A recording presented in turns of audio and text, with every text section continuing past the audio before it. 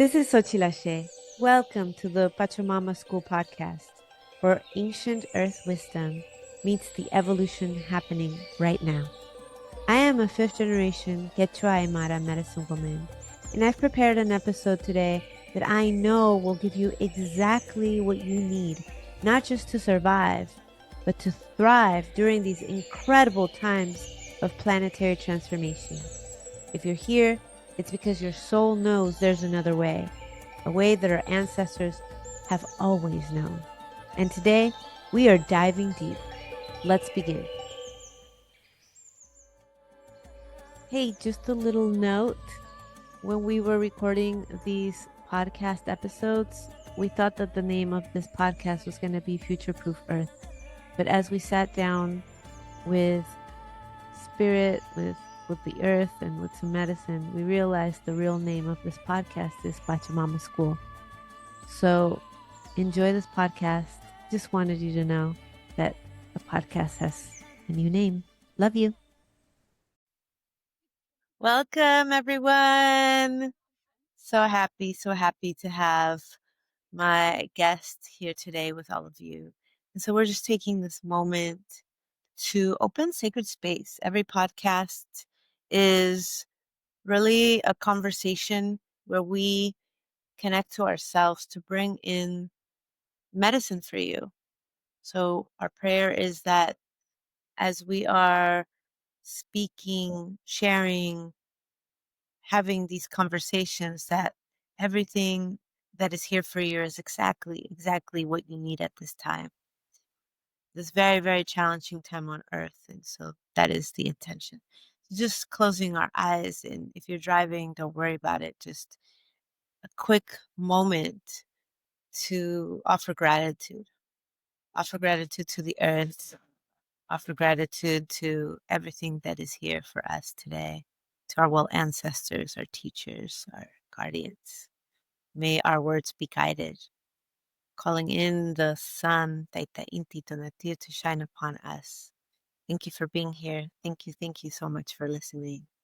And I want to introduce you to Atava Garcia Swiecicki. She, her, ella is the author of the book Curanderx Toolkit, Reclaiming Ancestral Latinx Herbal Medicine and Rituals for Healing.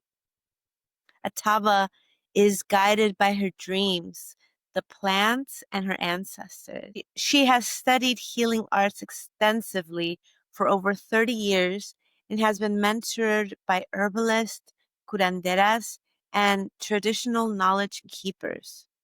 She currently works as a clinical herbalist and curandera, Jinshin Jutsu practitioner, and medicine maker.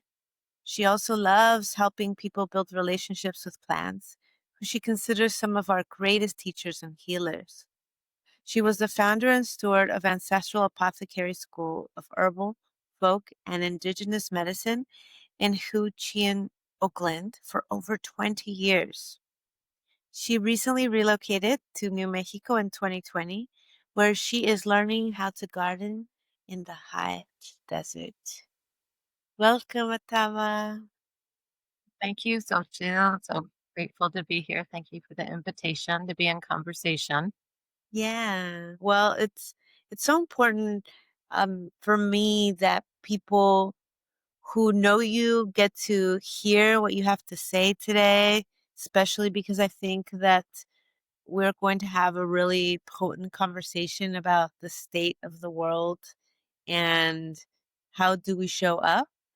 And also, if folks have never heard of Atava, I'm so happy to be introducing you to her and her work, because you got to go get her book.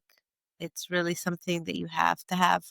Um, it's such a good resource for folks. And so I want to just talk about how I got to know you. Was a year, I think it's a year and a half ago. We were part of a conference of indigenous plant medicine, um, which was the focus was on psychedelics. and I really loved your work. And um, I also had heard about you for a long time, and I was really happy to finally meet you in person. I had heard about you from the Apothecary and Herbal Folk and Indigenous Medicine School in Oakland. Um, and that school is still going on. Um, but tell me, how did you begin this journey? How did you come to be who you are in terms of your love and dedication with plants? Hmm. Thank you. Beautiful, beautiful opening question. And I'll try to make it short because, the older we get, the longer these stories are. But I mean, I look back now. I mean, I am actually working on a second book, which has a lot more of my personal story because I'm actually very interested in the narrative, the story of the healer in these kind of these modern times where we are not living in our villages. Well, I'm not. Many of us are not in our villages or our community or our cultural group where healers are identified as children or young people and mentored and you know nurtured to become who they are. Like I feel like the path of the healer, as more of us are detribalized or just living off ancestral land or surviving all the impacts of colonization and whatever our ancestral history is, it's usually traumatic at some point. Um, so I look back now and I really feel like I was called at a young age by my ancestors, my spirit guides, and in my family, just a little bit about my background. So my ancestry is mixed, and I have ancestors from Mexico, New Mexico, Poland, and Hungary. And I always like to say all of them converged in Detroit, Michigan, in the early 1900s when that was the booming auto place. So all my grandparents or grandfathers worked as laborers or in assembly lines. Like it was a lot of people from all around the world were ending up in Detroit. So that's where I was conceived and came into this world. But I didn't grow up with in the household strong presence of cultural medicine that I could identify. I mean, now I look back and I can see there's ways it was present, like through food, through relationship to earth, gardening. But unlike a lot of people, like I didn't have an abuela like rubbing an egg on me for limpia. My mom was always into healthy food, which I feel like is also it can be an extension of ancestral practices. But I really feel like I was called in. And when I say my bio, I was called by my dreams. Like I really had dreams as a uh, young adult that guided me to certain people and places and experiences, even though there wasn't anyone in my life necessarily telling me the importance of dreams or to listen to dreams. And I also look back and I feel like my intuition, that's also a compass in a way that we're guided. Like, how do we know to like go to this class or meet this sign up with this teacher or read this book, right? Like I think that's the way ancestors speak through us is intuition, dreams, visions, and we all get messages in different ways. So when I was in college in the 80s, like I really didn't I think I was searching for a healing modality primarily to heal myself. Coming from a family with, a parent with mental health issues, with addiction issues. And in the 80s, you remember it, there wasn't this collective conversation about health, mental health, about addiction, about sexual abuse. So everything was just like you just pretended it wasn't happening. At least that was how I was. So as I, move through life, I realized, I had a lot to work with myself. I think I was drawn to finding a way to work, to heal my own aire, so our emotional issues or past traumas. So, but in college, I couldn't find anything represented that felt really like what I was looking for, except for the women's studies department, feminist studies. And again, this was really an amazing time to be. Um, I was going to college when that as a major was just emerging. Like I was literally the first class to get a feminist studies degree, and I was reading like Gloria Anzaldúa and Audre Lorde, and all these amazing women of color, like philosopher thinkers, and I was like, oh, I found a home there because it resonated, right? Because they were talking about bigger issues than like what was in academia then. So and then a few years later, I ended up at my first herbal gathering. My sister invited me, and I just felt like I came home. Like I saw it was a women's herbal gathering, and I just saw women and children running around and like making potions with plants and making teas and tinctures and identifying plants. And I literally just had this all body knowing, like, I wanna be an herbalist, even though I didn't even know what that was or what it entailed. And I look back now, like, that was just some guidance or just ancestral knowing, that I wanted to have that relationship with plants as, like, a lifelong path. So, I met my first herbal teacher then. That was in 1994, and then through that, as I started studying herbalism, like it's shifted in the quote US, but certainly for a long time, for many decades, like when herbalism was taught in schools, it was very much like either a white European perspective or else like plants were talked about, but they were extracted from their cultural context, they were extracted or disconnected from the ceremonies and cultural practices that accompanied plants, and definitely the spiritual aspect of plants. Like I think a lot of herbalism was like we can be like medical doctors, but we're using plants. So coming from a lot of rich ancestral backgrounds, I just as a young person, I had this curiosity, like what were the ancestral plant practices in my lineages? And I really was wondering that before it was trending as it is now.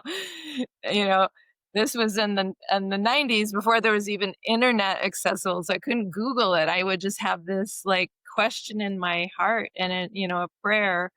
And and I really believe, spirit is always walking with us. Our ancestors are always guiding us because literally I was working at an herbal store in San Francisco and literally into the store walked Doña Enriqueta Contreras, the Zapotec curandera from Oaxaca, who was the first full-on curandera that I met.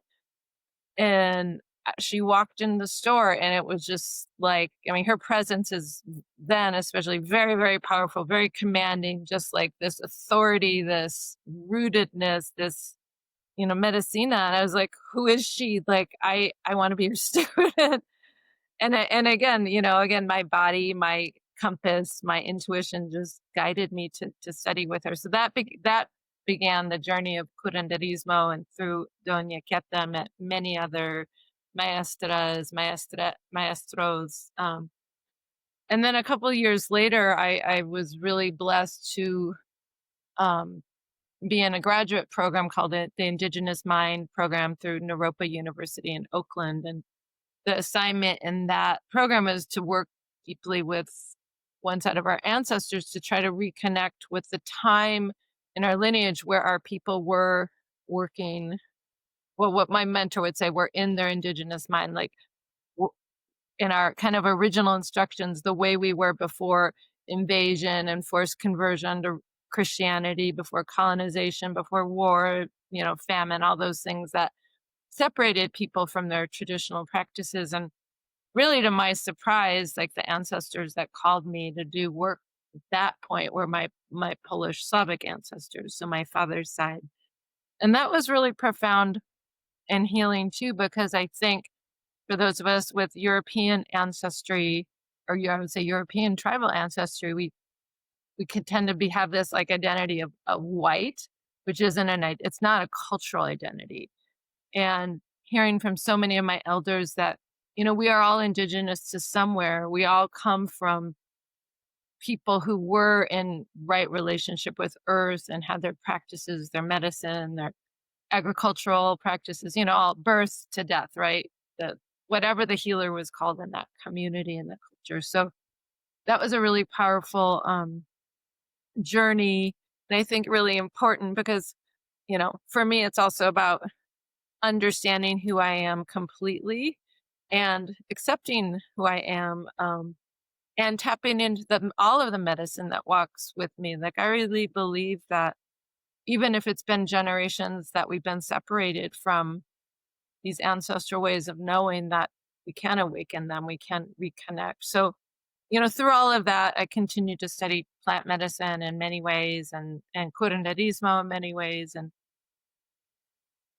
And as it just usually as we I feel like I'm a very enthusiastic person, so as I learned, I wanted to teach, so my classes began, like, in my backyard, and there'd be, like, 4 students, and then I had more students, then I had a office space or classroom space, and then I suddenly was hiring other teachers, so that was, like, the genesis of Ancestral Apothecary School. Like, I really had this vision to create a place where people from a lot of different cultural and ancestral backgrounds could share their medicine ways, their plant medicine ways, to people of their own culture, but also beyond that too, like, to really learn. There's a lot of conversation about cultural appropriation, but I also feel like this cross-pollination and sharing and having appreciation, um, for one another's medicine is actually really powerful, and seeing also the similarities between different practices. So, I stewarded that school for many years, and it is not, um, currently in its same form. Like, I sold the school, and I'm now just scaled back and do very small scale teaching because as many things, like, it grew, like, beyond my capacity to manage it and stay, like, sane and healthy. But, I continue to learn, and we could talk more about my book. But yeah, so my journey, and I would say within that too, just learning specifically from plants and from earth and nature, like, that's been a really key part because, again, like, I think as modernized humans, we just, we want to learn and we want a teacher or we want to read a book, but so much of our ancestral learning is, like, literally just direct communication with nature, being with the plants, being with the elements, the animals, right? Because that's how our ancestors learned. Like, I always Yeah. tell the younger generation, they didn't Google it. They Well, it's so amazing that, like, we I was born in a time where there was no internet. So it's amazing to, like, our generation experienced both, right? Um, but what do want to ask you is, how would you define curanderismo? Um, for those people that are listening that have never heard the word, but also for those people that are listening that know curanderismo but want to know, like, how Atava defines curanderismo. Yeah, another good question. Yeah, I like to say it's really an umbrella term. And one of my colleagues, Sandra Pacheco, she says it's curanderismos because it really is a big umbrella term that there's so many variations and differences and similarities, right? So generally it refers to the, traditional healing practices of really wherever the Spanish colonized to be really, so in Mexico and what we now call the Southwest US, throughout Latin America, Caribbean, right? And I talk to people when I meet people from different places, like, what do you call that, the healing ways and, like, in, Dominican Republic or in Colombia, and again, I think place to place has different words, different language. But, that's the general umbrella. And it really, the roots of how it came are this convergence of the indigenous traditions that existed in all these places, and the people, the practices. And, since in my book, I focused on Mexico and, the largest, group of that time, the Mexica or the Nahuatl. Um, so the traditions of But then, it's wherever there's different cultural indigenous groups, like they brought that to whatever their healing practices were. So the indigenous traditions of the lands and the quote Americas, strong root of the traditions that came with people who were forcibly enslaved from Africa, primarily West Africa, to this continent. A lot of curanderismo has roots in African practices and traditions. And then also what came with the Spanish, a lot the religion, the Catholicism, but also a lot of the concepts that were predominant at the time, like mal de ojo, like that is not from the Americas. That's like from Europe, Middle East, North Africa. So it has this fusion of many different roots, but curanderismo can look different, whether it's um, city, rural, or a very indigenous community, or even like as my book came out and I travel throughout the US, it's like there's a different expression in, say, Oakland or Bay Area than in New Mexico, just because of the history of the people of the land. So under curanderismo, there's many, a healer, curandera, curandero, curanderx can have many different specialties. So some people are parteras or midwives, or they run the temazcal, or they're herbalists, or they do massage. Um, again, it's folk medicine, and I also like to say it's also indigenous medicine because it has those roots, and it may be look more indigenous again in that community if it's an intact indigenous community. And then there's similarities. I feel like one of the things that why curanderismo speaks to a lot of people now is this real attention to the soul, to the spirit, to the heart of the human, the care, the love, the ceremonies that we do, for the us, for the human, that really tend to the wounds of soul loss, of susto, or trauma or shock, of heartbreak. Like what I feel like is really present in curanderismo is love, is care. I mean, all of us who are called to this path, like we are, because we have a deep, deep care for the world, for humans, for animals, for plants. And that element of love is, I think, an important part of healing. And in part that's been taken out of like Western medicine. I mean, doctors may care about their patients, but they're not allowed to like say I love you, or hug maybe.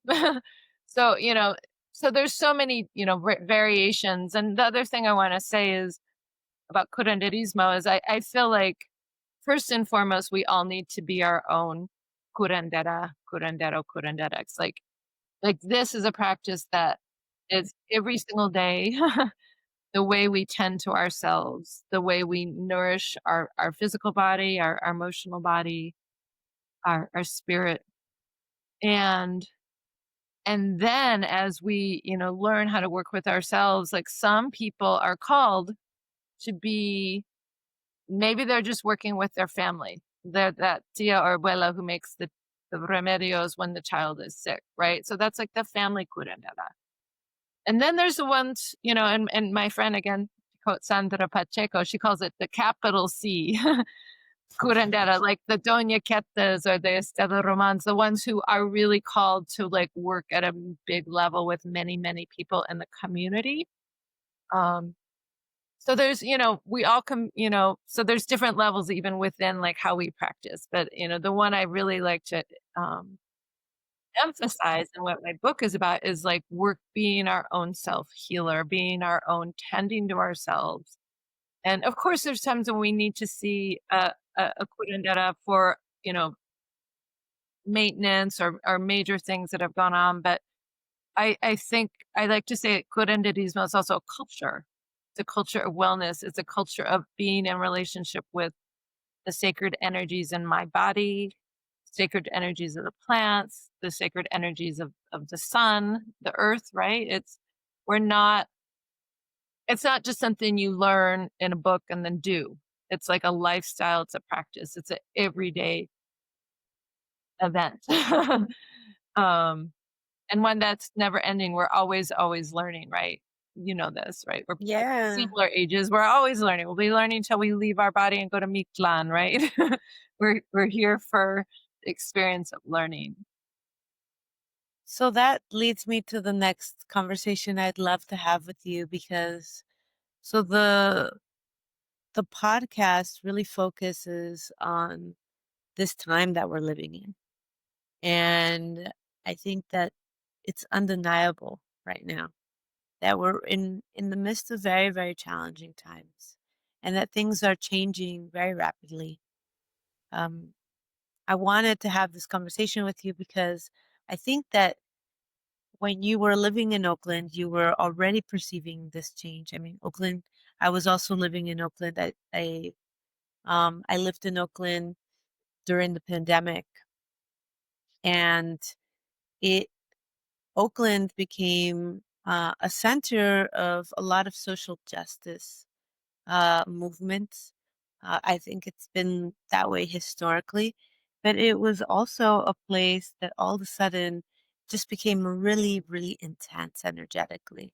And people really needed herbal medicine, herbal knowledge, knowledge of plants, connection to nature more than ever. So I do think that you were have always been ahead of your time and quite a visionary. And I think that um, that's really what's happening now, like worldwide.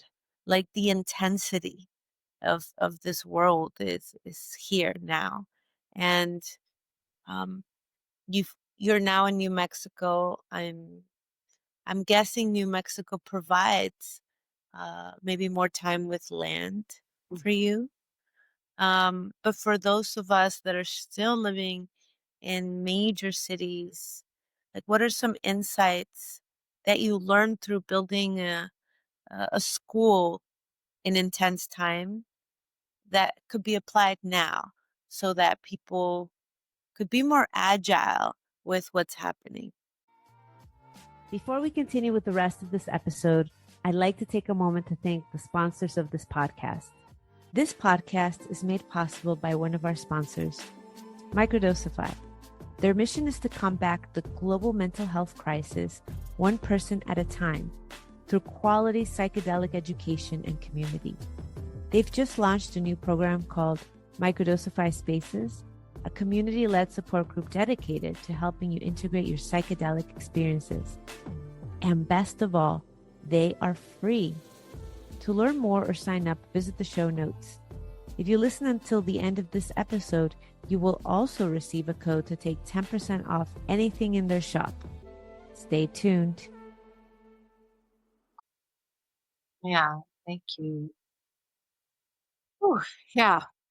I mean, w- one of the things I like to share when I teach is even just start talking about how plants are our ancestors and how we as humans, as little Homo sapiens, like literally evolved from plants or even beyond that, from a little single cell bacteria.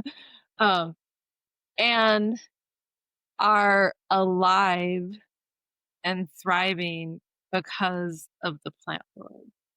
I mean, I'll also add, and the fungal world. um, the plants are our food, and even if we're eating an animal product, like that animal ate a plant, right? I mean, now we're knowing more and more that the benefits of a plant-based diet, right? Like, so plants are our food forever. They're our medicine, they're our shelter, they're our clothing. We use them in ritual, um, and they have a lot of intelligence, more than us. And I believe a lot of compassion and unconditional love for us, younger siblings, right? If we look at evolution, we're just like little babies as humans, and compared to the age of other life forms. So I say this because for me, when human and humanity feels chaotic, scary, I or and this was even for me in my lifetime before, like the times we're in now, I was just like, well, turn back to these plants. They've always literally supported our evolution. They've always supported our evolution. And again, and also the mushrooms as well. So, and this has been a response, there's different ways I look at the response to these times. I mean, I was starting to get this message last year, just from my own guidance, like, get really grounded, get really connected to nature. I wake up every day and I go outside and I greet the sun, even if it's like 20 degrees out in Albuquerque. Like, it's like, get in alignment with the natural world as much as possible. Connect with the plants, um, plant our gardens, save our seeds. I mean, it may be the point, and we saw this, I feel like the first major kind of climate caused disaster that I remember, the big impact was Hurricane Katrina, right? And that was in the early aughts. I don't know exactly what year, but as herbalists, we saw, and as activists, as healers, like, suddenly people didn't have access to medicine, like Western medicine, right? Or many other things. But I think at that point, at least in the herbalist community, it became more conversation about how are we going to create more self-sufficiency in the case of natural disaster, which at this point we know is just it's going to be the norm probably for the rest of our lives, right? Unfortunately, right? So, um, I mean, I'm always thinking about what plants I can grow, like what medicine is here, like if this is what I had to rely upon. And it's still it's new, but it's also old. Like, again, for most of humanity, people were just relying on the medicine of the plants, right? And maybe some based on animals, but this pharmaceutical medicine is really, really new. So there's that practical level of just being prepared and aware, like, what plants are around me, like, what is food, what is medicine, what can I grow. But I also feel like on a spiritual level, because I don't want to also just get all like in that kind of prepping mentality that's really based on fear and scarcity, because I feel like what I want to see this moment push us towards is more of a collective consciousness of the we, of let's take care of one another and extend the we beyond just the human we. Like, let's remember how to steward the land, the plants, the animals. Let's share our harvest. Let's share what water we have. And I feel like nature teaches us that. Like, anyone who's spent time and with the earth, we see the generosity, we see the biodiversity, we see the interconnectedness of all of the insects and the and the beneficial insects, and what you put in the soil, your compost. Um, so I feel like on a spiritual level, at least for me, I'm choosing to stay connected to the plants so that I literally stay grounded. I feel like what's happening now is collectively in this quote, Turtle Island, quote, US, right? This colonized land, is a real example of the aires, the winds, which Maestra Stella Roman, says, like, they're these, and it's, she talks about them, but so it's a folk uh outlook, or in Mexico and probably other cultures too, but the of the winds that that um can really be very destabilizing.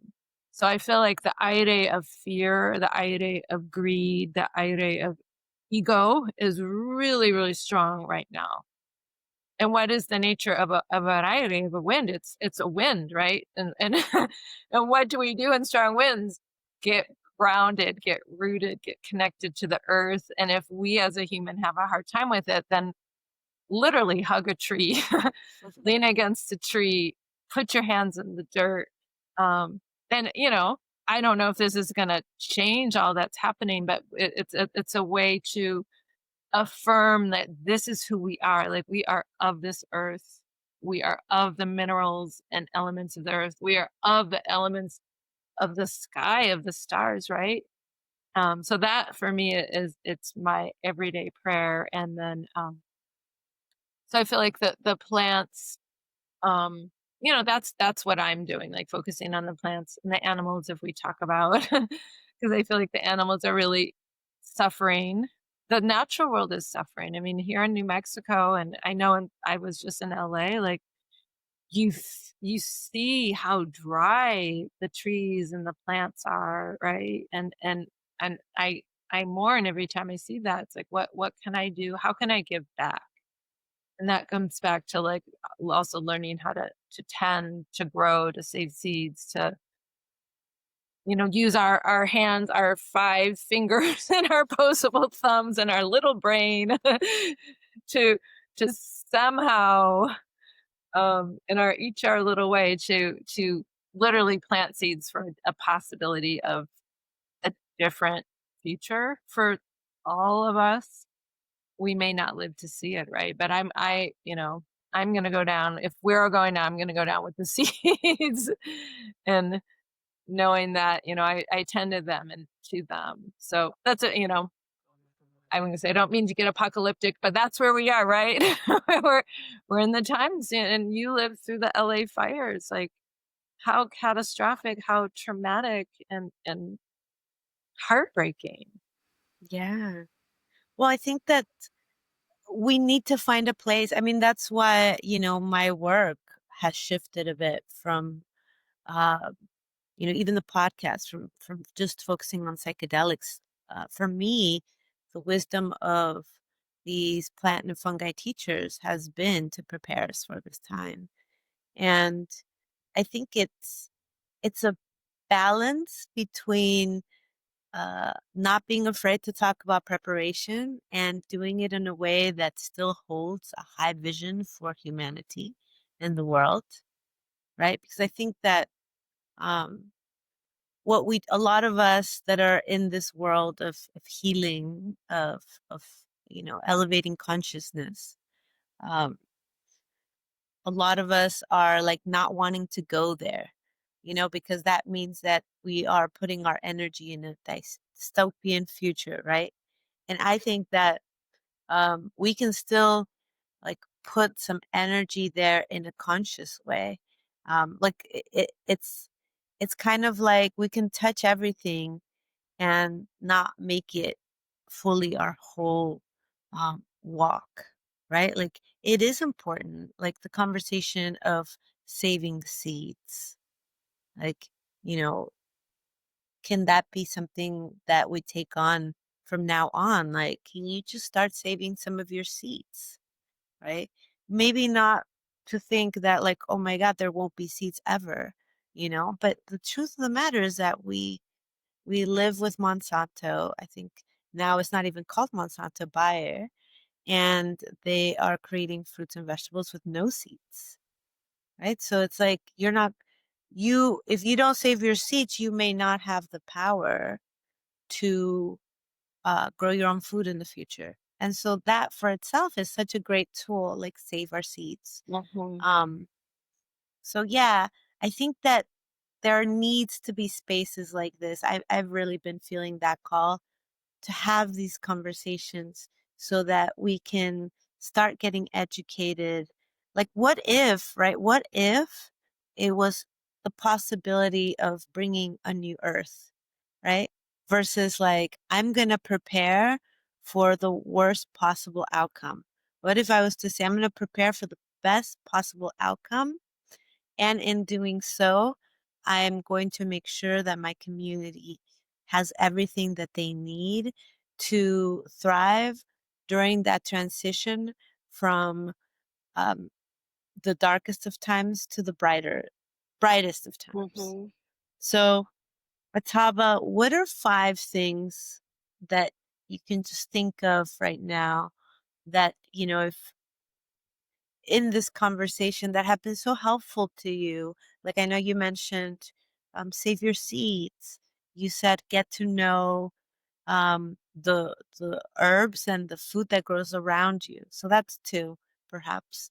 What are some more that you can share with us that will be really useful as we are preparing for the new world?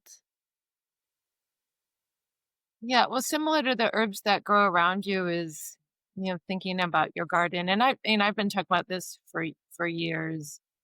Like think about the members of your household or your community or your neighborhood, your extended family, your chosen family, and then what plants you might want to grow in your garden or a community garden that could benefit just the common things that this group of people may need assistance with, right? Whether it's someone who has allergies or tends to get headaches or gets menstrual cramps, right? There's a lot of medicinal plants that can work, work with that. And I think this is just good for always because the thing about herbal medicine that I've noticed is that, everything's tainted in this world now by capitalism and consumerism. So plants become just like objects. Like people will like say, "Oh, I have high blood pressure. I don't want to take my water pill. What plant can I take?" And I always have to say, yes, there's plants you can take, but they're not just substitutes for drugs. Like they are living manifestations of the power of creation, of the intelligence and the generosity of Tonantzin, of millions of years of evolution. And by growing them, if we can, or like I always say, or supporting the ones who do grow or getting involved in a community garden, we can reestablish that relationship with the real source of our lives, which is still not seeing the earth. So I think the growing is important, the tending to is important because I also feel like as humans, and I know as westernized or colonized or industrialized humans, we've forgotten how to respect, how to be in reciprocity with earth. It's like I just want to take, I want this thing, it's mine. But that's where the saving seeds, it's like, okay, you take, how do you give back? Like how do you literally give back to the soil? How do you give back to the plants, right? How do you give back to that all that is nourishing you? So I feel like that building the relationship. um People talk a lot about decolonizing, and actually, I think just learning how to restore right relationship with Earth is, for me, a big step in that process because we have to get out of our analytical brains. We have to get out of our egos and be like, oh, it's very humbling when you're growing a plant, and whatever happens, and whether it's hail or freeze or a pest, and it's like suddenly it's not there. It's like I've started lately because I'm really in this whole realm of recently, this is a little off topic, but reestablishing my relationship with the nature spirits, which in European mythology or is fairy or the duendes or the little people. Like I really feel like that we've forgotten our relationship, how to be in good relationship with them as humans is also part of why the climate and is so dysregulated. So like, I'm not someone who necessarily sees them, but I want to see them. But so I've been playing my flute every morning. I'm like, what can I give back to the plants and to the nature spirits? That's like literally for me, it's like music and song and prayer and celebration and gratitude. And we'll see. We'll see how my plants do this year now that they have that element of of music. Um, so I'd say that was another one. And then I think the other thing is, really tending to the community and kind of knowing our resources in our community of because we may be at a point where we're more like really, really hyper local. Like who knows? I mean, and I'm not just talking healing skills, but it's like who knows the plants, like who knows how to build solar, who has these different skills. But I would love to see, and I liked your question about not, or your comment about not just envisioning a dystopian future, because I do believe our thoughts have power, and it's like maybe we have to really think about that future we want, right? Like how would it look like, and I think smaller, more local economies and, more independent economies, gardens. I always see gardens and healthy animals and uh, so I think that is important. And then also that I would say the other thing, and this is just for me, and I've been really sitting with this as in these times, because I feel like in the face of this domineering, I don't even like to say leadership, it's just like a power, it's like a violent power grab or whatever. It's aggression, right? We're facing aggression and violence and I always feel like, okay, how powerful can my prayers be, my ceremonies, my rituals? And we don't know, like it's hard to quantify, but I believe that is powerful, especially when we gather together with our prayers, our rituals, our ceremonies, along with all the activism that we hopefully are doing. But that on that spirit level, I believe in that. I mean, I've seen prayer work, miracles in my life and smaller scale. Um, for other people in my life. And so this is something I've been actually really curious about now. It's like, what if we harness the collective power of all these people? Like there's so many medicine people on earth right now. And if you, and I, and I don't just mean the ones that walk with plant medicine, but I feel like so many artists, so many musicians, so many, social justice leaders are walking with medicine, right? And if we bring this all together collectively, like that is really, really strong and on a spiritual level, because I feel like we are in also a little bit of a spiritual our big spiritual battle now. So to just make sure that, we are putting our prayer, our vision of that world out to the and environment. And I would say that the last thing that's coming to me, and this is where curanderismo is just excellent, is tending to our own self and our own aires. And if we are spinning out in fear or anger or whatever it is, like that's all real. But that we need to allow those energies to move through us so that we can kind of get back up on our feet. And also tending to those in our community or our circles who may be, needing that, especially the ones who are more vulnerable right now, right, to these attacks. So I think we have so much medicine, and that's what I just keep telling myself. It's like, nope, we're strong, we're powerful. We there's a lot of us, and we're in the majority, and we have a lot of skills, and this is the time that we can't just be like lying back and just binging day after day on Netflix. It's like, no, we got to wake up, do our prayers, do our self limpias, drink our teas, bring food to our elderly neighbor, whatever, like engage in like care of self and care of community while we're visioning that world, right? And doing our prayers personally, collectively, finding your people who we resonate with, right? In a spirit way. Yeah. So I actually have a lot of hope in that. And it's like, okay, I'm gonna hold on to my hope. Yeah, we gotta hold on. Um, I remember when I was going through a breakup, I went into a shop in Oakland and they were selling tinctures. Oh, cool. And you had this tincture for heartbreak. Oh yeah. And I I'm curious if you could share like what are like three of your plantitas, your plants that you feel that are really good for us at this time as we are in a collective grieving process of what has been, um, and that could help us stay in that hope, stay in that place of envisioning that a new world is possible. Mm.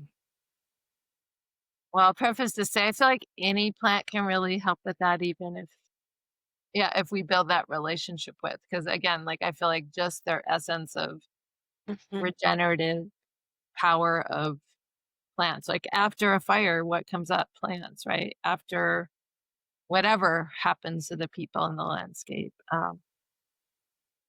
Yeah, it's interesting. One plant that just popped in my mind, and it's interesting because I've been working with this for a while, and then I found out that was actually an important plant. And ancient Mexico, but the magnolia, which the Nahuatl name is Yolotzotl, so Mhm. flower of the heart.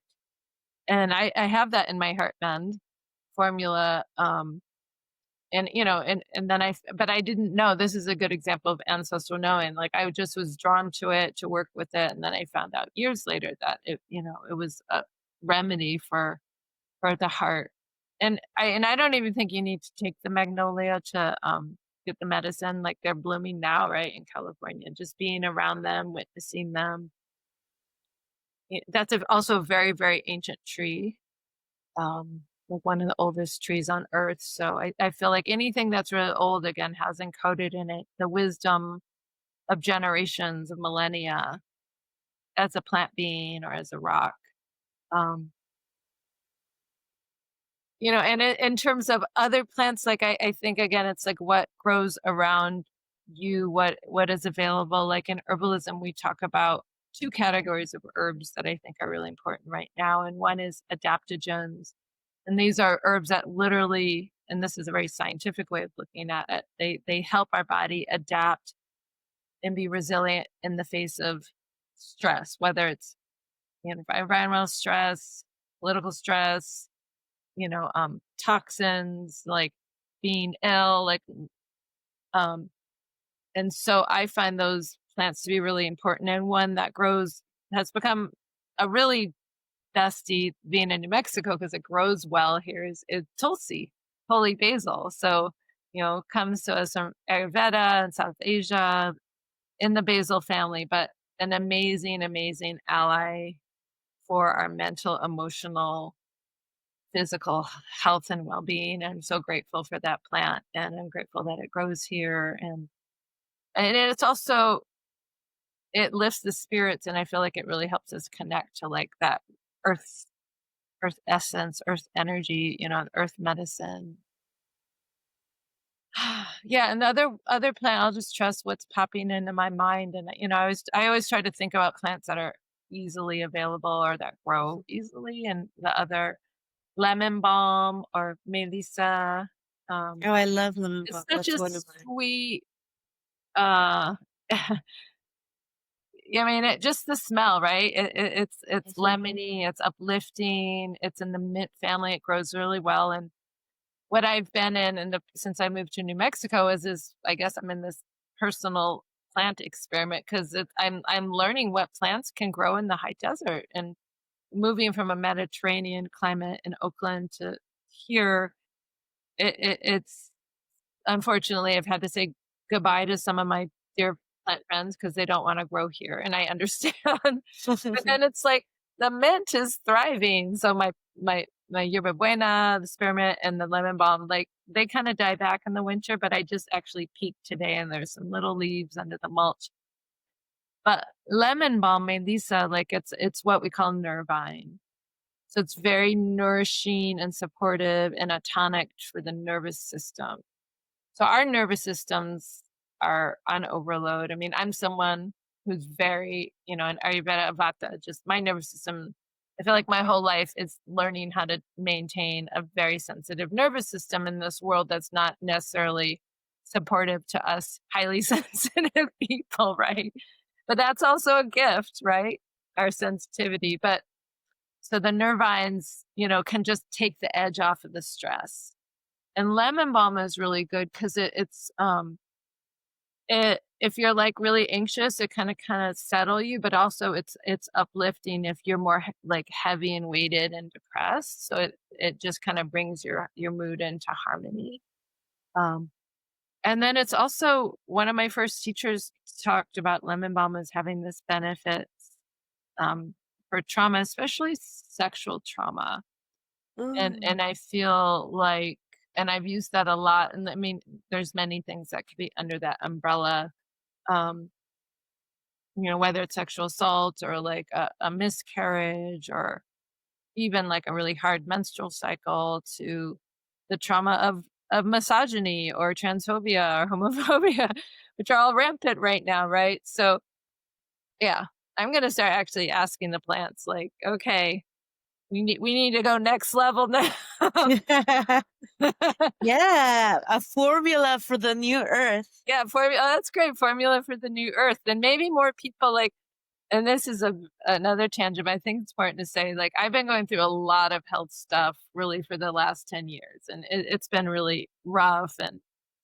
But what came to me recently, and I'll say as a result of all these health issues, I've really had to radically change my life and what I eat. Like, I really am like consuming plants all day long, whether it's tea, drinking herb tea all day long, eating, a more plant-based diet.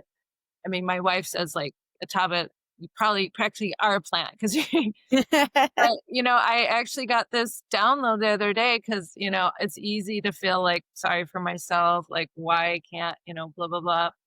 But what Spirit said is like, you're looking at this as like a healing crisis, but maybe it's an upgrade. Maybe this health issues are forcing me to just take in so many plants that literally, again, in a woo woo way, like my vibration is being raised. And I was like, "Oh, that's like a nice reframing," instead of like, "Oh, I have all this sick, I'm sick, sick, sick, whatever." It's like, "Oh, I'm just getting upgraded." But so in that way, I think I would just encourage everybody to build relationship with plants, bring more into your life in more ways, and really think about the vibrations of literally what we're putting into our body. Like processed food is pretty low vibration. And again, we need our vibrations high. We need to be resourced and resilient and strong to navigate these times. So we can't kick back. So yeah, so I think lemon balm all day long, or whatever the herbal nervine is. I mean, there's so many good plants. I could go on and on, but yeah,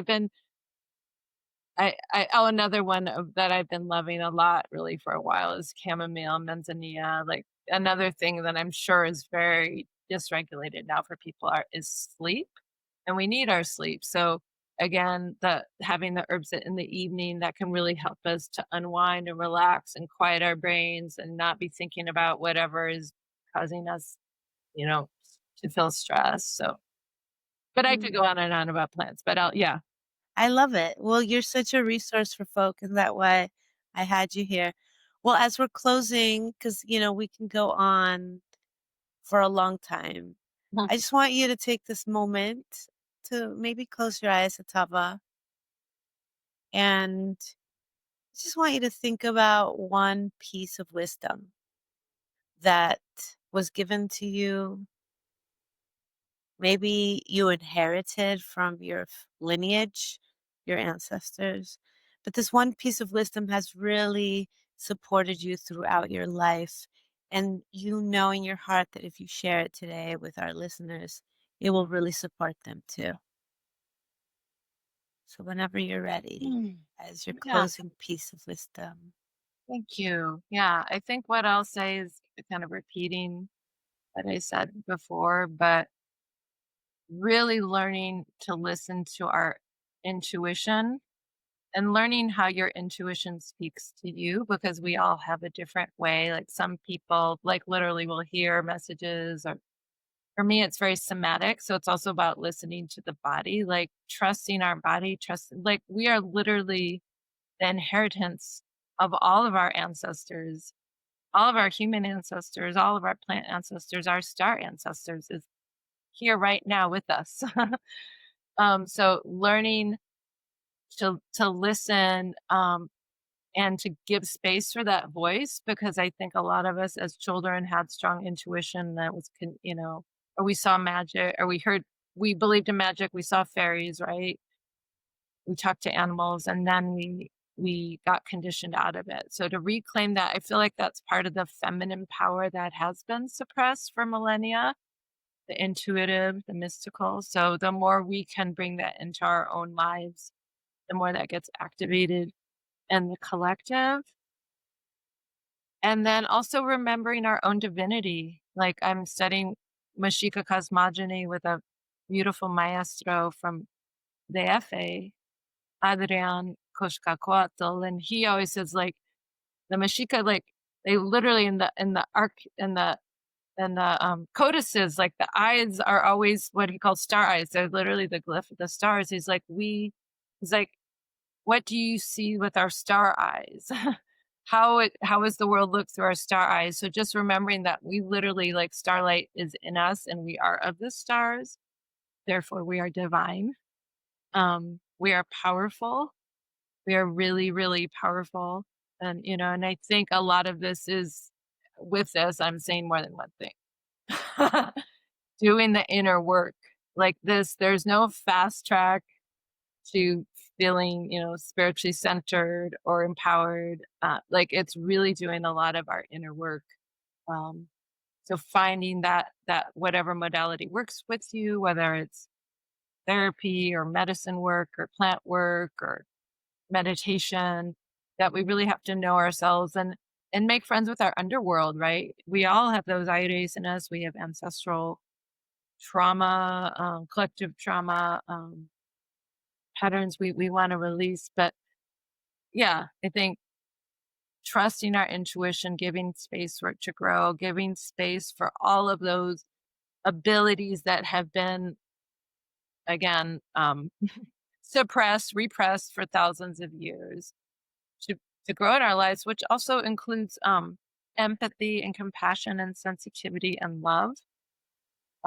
Like we whatever we do, let it be also connected to our YOLO, our heart, our heart center, right?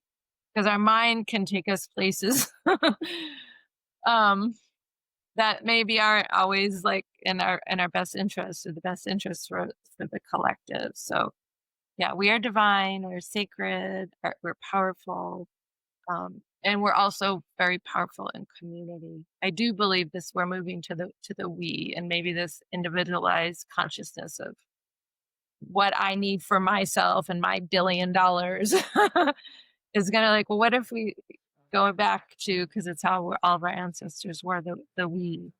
Um, so trusting our power, knowing our divinity, knowing our hearing our intuition, and learning to be guided by it. I mean, I was guided by mine before I even really knew that was a thing to do. So that's I feel like that's how powerful our ancestors are. They want us, they're here to guide us. Yeah. So that was more than one, but I I'm love just it. you. I have to do everything like elaborate, big. Thank you so much, Atava. Thank you for your wisdom and your time and blessings on your path. And hopefully we'll have you on again in the future. Yeah, well, it's 'Cause nice you to have be. so much wisdom to share. Yeah, thank you for the invitation and to be in conversation for. Yeah, I just want to say, I hope these words, are seeds of, good medicina for all who hear them. Apologize if I said anything that it hurt or offends anybody. We're all imperfect, but just yeah, may it be blessed and thank you for your work and for bringing, amplifying voices again. I feel like this is part of the resistance is just amplifying different narratives and stories and humans and that we're seeing in the news headlines because there's again millions of incredible light workers on earth right now. Yes. Thank you. If you've enjoyed this episode, the best way to support the Pachamama School podcast is to subscribe, leave us a review, or share it with a loved one. To stay connected with our community and learn about upcoming ceremonies, gatherings, and earth wisdom teachings, visit the show notes and sign up for our newsletter at xochitlashe.com. As a special gift to our podcast listeners, you can download my free ebook, Bridging Worlds, Indigenous Wisdom for Microdosing Mushrooms, while you'll learn to integrate indigenous wisdom into your microdosing practice. Once again, I'd love to thank our sponsor, Microdosify. Listeners can take 10% off anything in their shop. Just enter the code SACRED. Thank you so much for walking this path with me today. And may your life be filled with Pachamama's blessings, medicine, and magic.